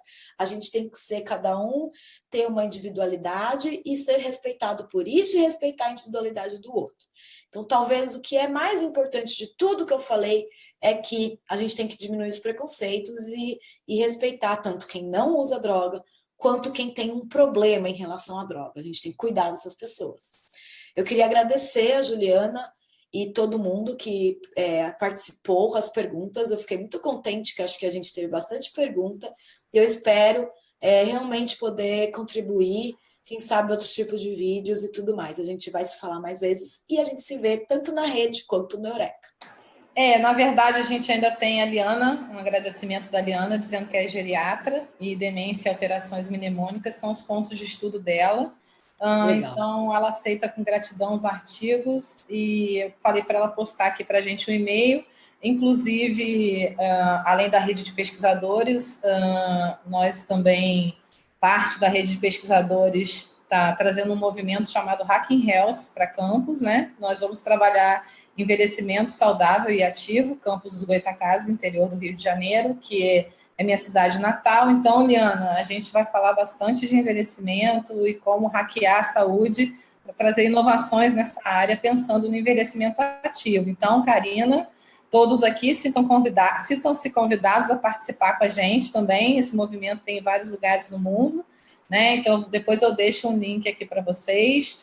Várias pessoas agradecendo no Facebook, aceitando artigo, deixando e-mail. Então, Karina, acho que gente, manda os e-mails, não vou lembrar de todo mundo. Na verdade, vão ter lá e a gente também pode, como eu disse, compartilhar com vocês, tá? A Liana já passou o e-mail. E a Flávia Pinheiro está dizendo que a questão de ter ressaca quando há mistura de bebidas alcoólicas e não ter ressaca quando se mantém um tipo só, tem a ver com a concentração? Então, ela falou que pode responder por e-mail, ela compartilha um e-mail, mas se você quiser responder agora... Tem a ver, na verdade a gente começa a beber bebidas mais fracas, uma cerveja, a gente bebe no ritmo. Só que aí quando a gente já está perdendo o controle do que a gente está fazendo por conta do álcool, se a gente passa por um whisky, o whisky é muito mais concentrado. Então a ressaca é por conta da concentração de álcool, não necessariamente por conta do tipo de bebida. Agora, existem alguns coadjuvantes que são colocados em alguns tipos de bebidas mais coradas, como vinho tinto ou uísque e algumas outras bebidas, que podem ser um pouco tóxicas fora do álcool. Então, tem outras substâncias que podem ser tóxicas também. E aí, produzir uma ressaca um pouco mais forte. Mas isso também depende do tipo de bebida. Mas, no geral, é porque está bebendo demais mesmo.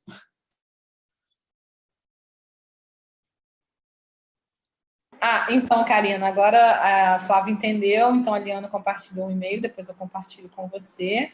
Você respondeu ao Flávio, desculpa, a Flávia, né? E a gente vai encerrar, ok? Agora, agradecendo novamente, vamos encerrar nossa transmissão no Facebook. Karina, agradeço pelo seu tempo, eu sei que você ficou mais do que a gente tinha combinado, mas são muitas questões, né? E eu acho que são tantas dúvidas que vai valer um bis de um webinar. A gente vai fazer uma enquete com o pessoal depois no Facebook. Aí eu trago a cocaína dessa vez. Eu acho que vale a pena a gente dar continuidade. A gente está vendo que tem muitas pessoas interessadas. Se vocês toparem, o que vocês acham da ideia? A gente trazer um bis da Karina no próximo ano, né? Esse ano a gente já está com vários webinários agendados. Vocês vão acompanhando aí. A Karina vai compartilhar também lá no Eureka Brasil. Não deixam de seguir, se vocês puderem compartilhar nossas iniciativas, como falei para vocês, né? Então, Liana, se vocês quiserem, todos vocês compartilharem isso, porque aí a gente consegue ir dando continuidade, não é? Essas ações de divulgação, aproveitando que vocês estão aqui, todas essas ações que a gente faz dependem muito de como vocês compartilham, né? De quanto a gente compartilha esse conhecimento todo. Então, quanto mais vocês curtem e contam para a gente o que vocês estão querendo saber, mais a gente consegue levar um pouco mais esse conhecimento para você, não é, Karina? Então, a gente vai preparar alguma coisa nesse sentido, de alguma enquete, para ver qual é o tema que vocês mais estão querendo ver pela rede de pesquisadores, no Eureka Brasil, né, no pessoal da Geração Ciência, Arte e Ciência, todos esses nossos parceiros, Parenting Science, né? profissão biotech. Então, todos nós estamos aqui disponíveis para compartilhar conhecimento com vocês, tá? Agradecemos aí a paciência de todos que ficaram conosco até agora, principalmente da Karina, tá, Karina?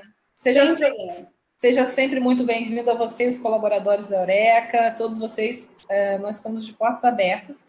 Eu acredito que fez bastante sucesso, são muitas dúvidas, não é?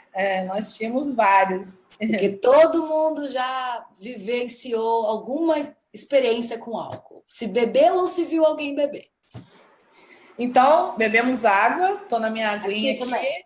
Então, um abraço para todos. Quem quiser beber uma cerveja, né, Karina, depois desse webinar, eu acho que ainda está valendo. Sem preconceitos. Né? Então, tudo com moderação, equilíbrio, não é verdade? Acredito que a Karina também tem alguma coisa em relação a esse equilíbrio. Para manter acho que sim, acho que é isso. Equilíbrio tudo na vida, certo? Corpo e mente saudáveis, equilíbrio sempre. Estou tentando aqui, viu, Isabelle? No equilíbrio, na aguinha.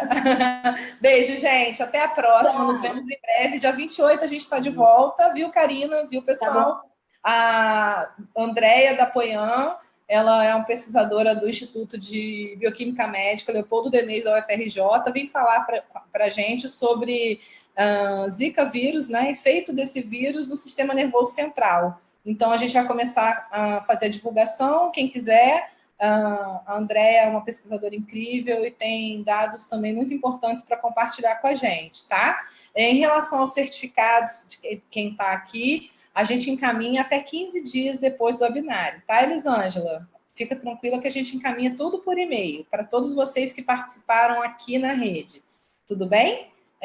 Vocês aguardem um e-mail que chega para vocês os certificados, tá? Muito prazer em recebê-los aqui na rede, tá? Um abraço, Karina, nos falamos em breve. Espero. Um beijo.